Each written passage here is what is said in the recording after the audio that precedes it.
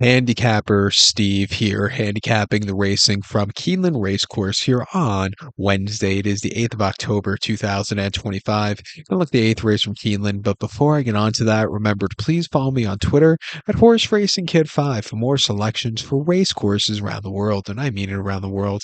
Let's look at the 8th from Keeneland, which is an allowance race, purse $138,000. Race for 3-year-olds and upwards, never won 18,000 twice in the main claim starter, state bred racer, which never won 3 races here.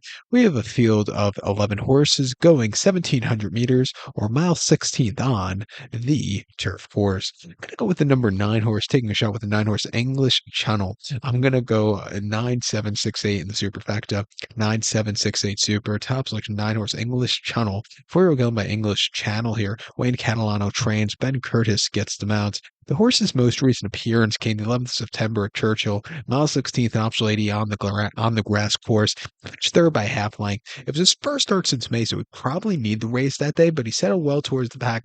He really closed up into the race well. Not a bad race in the feed. I think coming here, it is a little bit of a tougher race, but not as tough last time out. I think from an outside trip, I'll finally find a good trip. I think he can get the job done. Also, he's back to Keeneland, where he was running very well in the past. We'll talk about it in a second.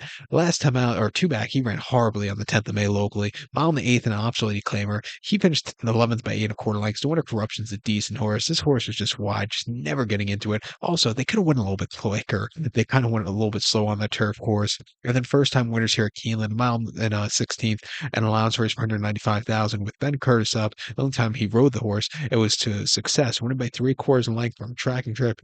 He was a little bit wide, but he flew home clear. Very good strong run after all said and done. And then late March at the Fairgrounds, mile 16th in the main special weight, won by 1/4 lengths again from a track and trip. He really came home good. Both times he's won, he's been at decent prices, 10-1 and 14-1. And if you just look over his form cycles, he's been getting better with every single race. Coming here at 15-1, I think he's a good horse. I think the 7-horse Cameo Performance, not a good price, 7-5 for Tyler Gaffalione could win also. He's only won once as of recently. That came in the preview Dueling Grounds Derby last summer at Ellis, where he won by 3/4 length, closing up in the backpack. Very good run. Then since then, he's just been facing too tough competition. He's down the class ladder here today. They took him to the Nashville Derby last year, where he never got a trip. Ran a decent third in the Muniz Memorial to give him credit at the Fairgrounds in March, and then ran the Turf Classic, where he stuck up the place in the poker. An okay third in the tap at a church at